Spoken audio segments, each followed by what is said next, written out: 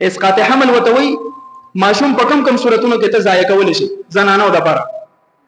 نو مجموعي تور سره احسن الفتاوی سلور صورتونه ذکر کړي تفصیل سره. زمون په وخت کې دا قصه ډیره زیاته ده. زنانا الله دې رحم وکړي د دې مسائل او علم نه، نو مشر زنانه وته وي چې یاره 3 بجې دي بسې کا دا خلک پسوي بس انجکشن لګوا فلانه دوايي واچوا دا ماشوم ختم کا یا نور څه دسي خبره وته مخ کې ورستو کی، نو بس هغه دا دین نه خبر نه چې اوس دین کې ماته څه حکم دی، دوايي استعمال کې انجکشن او لګي هغه ماشوم حمل ضایع کی. په کوم صورت کې ماشوم حمل دا ضایع کول جایز او په کوم صورت کې جایز نه دي؟ د دې سلور صورتونه دي. نمبر 1 یو ته وایي قطع النسل، چې یو زنانه په ماشوم بیمار شو او لا سلور میاشتې نه دي پوره شوی، کم عمر کې ماشوم لا چلیږي او دا زنانه دسي دوايي استعمال کی یا انجکشن ولګي چې دایمي طور سره همیشه د پاره د ماشوم د پیدایش کم قوت په زنانه کې پروت دی، قوت تولید وتوي هغه ختم کی ځان الله جوړ کی آینده د پاره د ماشوم د پیدایش قوت بده کې پاتې نشي. نو ګورې داسې دوايي استعمالول چې د ماشوم د پیدایش قوت د زنانه نه مکمل بالکل یې ختم کی دا ناجایز دی او حرام دی.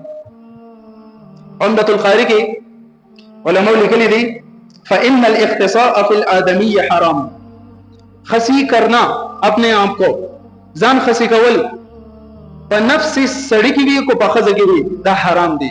که یو سړی ځان خسی کې ځان قوت شهوانی ختمول غواړي دغه بیا انجکشن لګول وي یا ګولې اچول وي یا اپریشن کول وي دا خپل قوت چې کم د شهوت قوت دا ختمي ځان خسی کی، نو کو سړی کوي عموم حرام دي داسې بنه کوي.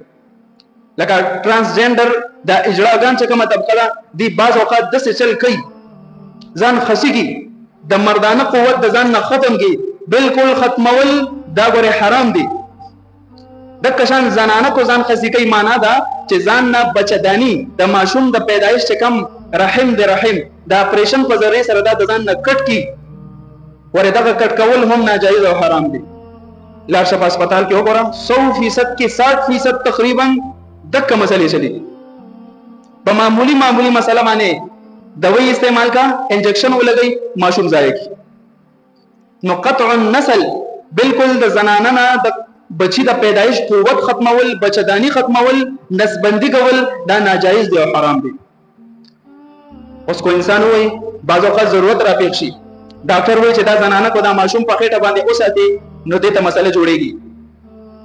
عذر وته را پیښ شو نو بالکل چې کله عذر را پیښ شي او د سلور میاشتو نه دا ماشوم کم وي نو دا عذر په بنیاد باندې ته د سیمانه حمل د بیان استعمالول شي چې دغه په وجه وقتی طور سره حمل ټهرون شي. دایمي طور سره به بالکل قوت تولید نه ختمي، دایمي طور سره حرام دي ناجایز دي. دا د خسی په حکم ته راځي. وقتی طور سره د دوايي استعمالول چې په هغه سره کال د پاره دوه د پاره دا زنانه حمل ټهرون نشي د ماشوم بیمار نشي نو د ضرورت په وجه باندې د څه گنجائش ده. او کو ضرورت نه بس ماشوم حمل ټهراوی کې دا دوايي اچي یو ضایع کوي، حمل ټهراوی کې دا دوايي اچي یو ضایع کوي، دا د قتل په زمره کې داخله الله رب العزت پته تاسو کوي.